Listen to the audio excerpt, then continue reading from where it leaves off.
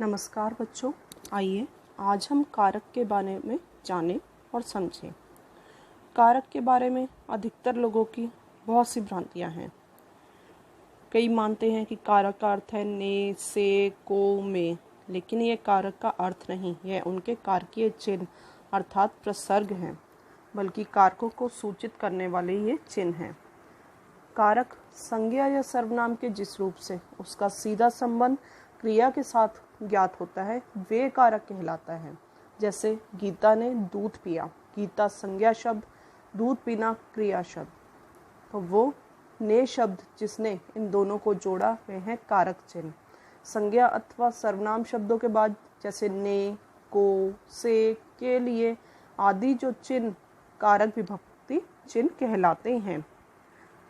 वाक्य की रचना क्रियापद तथा एक या एक से अधिक संज्ञा पदों के योग से होती है।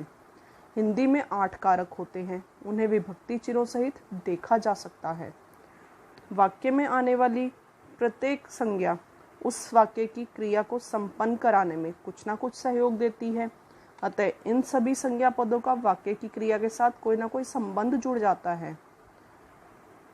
कारक के विभक्ति चिन्ह कर्ता कारक ने, कर्म का को, करण से, के साथ, के द्वारा, संप्रदान के लिए को, अपादान से पृथक मतलब अलग करना, संबंध का, के, की, अधिकरण में पर, संबोधन हे, हरे। आइए अब कारकों के इन प्रकारों को विस्तार से जानें और समझें।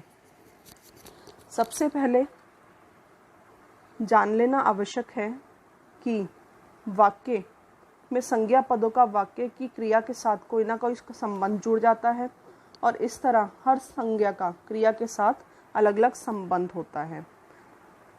नंबर 1, कर्ता कारक। जिस रूप से क्रिया कार्य के करने वाले का बोध होता है वे कर्ता कारक कहलाता है। कर्ता अर्थात क्रिया को करने वाला। इसका विभक्ति चिन्ह होता है ने। जैसे कुली ने ट्रेन में सूटकेस चढ़ाया, बच्चे ने पेंसिल से चित्र बनाया। इसमें विशेष बात ध्यान रखने योग्य है, भूतकाल में अकर्मक क्रिया के कर्ता के साथ भी ने चिन्ह नहीं लगता है। वर्तमान व भविष्य की सकर्मक क्रिया के कर्ता के साथ ने चिन्ह का प्रयोग नहीं होता है। कभी कभी कर्ता के साथ को तथा स का प्रयोग भी किया जाता है। नंबर 2 हमारा है कर्म कारक। इसमें क्रिया के कार्य का फल जिस पर पड़ता है वे कर्म कारक कहलाता है। इसका विभक्ति चिन्ह को है। यह चिन्ह भी बहुत से स्थानों पर नहीं लगता है। उदाहरण, जो वस्तु बनाई गई है वह है चित्र। लड़कियां गाना गा रही हैं, बच्चे ने कहानी सुनाई। कर्ण कारक संज्ञा आदि शब्दों के जिस रूप से क्रिया के करने के साधन का बोध हो वे कर्ण कारक कहलाता है। इसका विभक्ति चिन्ह से और के द्वारा होता है। जैसे चित्रकार ने पेंसिल से चित्र बनाया, बच्चे ने चाकू से उंगली काट ली। नंबर 4 संप्रदान कारक। संप्रदान का अर्थ होता है देना, अर्थात कर्ता जिसके लिए कुछ कार्य करता है उस रूप को संप्रदान कारक कहते हैं। इसके विभक्ति चिन्ह के लिए को हैं।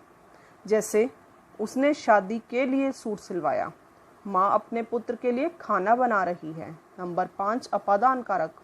संज्ञा के जिस रूप से एक वस्तु का दूसरी वस्तु से अलग होना पाया जाए वह अपादान कारक कहलाता है। इसका विभक्ति चिन्ह भी से होता है, लेकिन इसमें अलग होने का भाव प्रकट होगा। जैसे अचानक पेड़ से एक आम नीचे गिरा, इसमें अलग होने का भाव स्पष्ट दिखाई दे रहा है। संबंध कारक शब्द के जिस रूप से किसी एक वस्तु की दूसरी वस्तु से संबंध प्रकट हो वह संबंध कारक कहलाता है। इसका विभक्ति चिन्ह का, के, की, रा, रे, री होता है। जैसे बच्चों के जूते फट चुके हैं, मेरे भाई बहुत बीमार हैं। संबोधन कारक जिससे किसी को बुलाने अथवा सचेत करने का भाव प्रकट हो संबोधन कारक कहते हैं। संबोधन चिन्ह इसमें विशेष रूप से लगाया जाता है। जैसे हे ईश्वर मेरी मदद करो,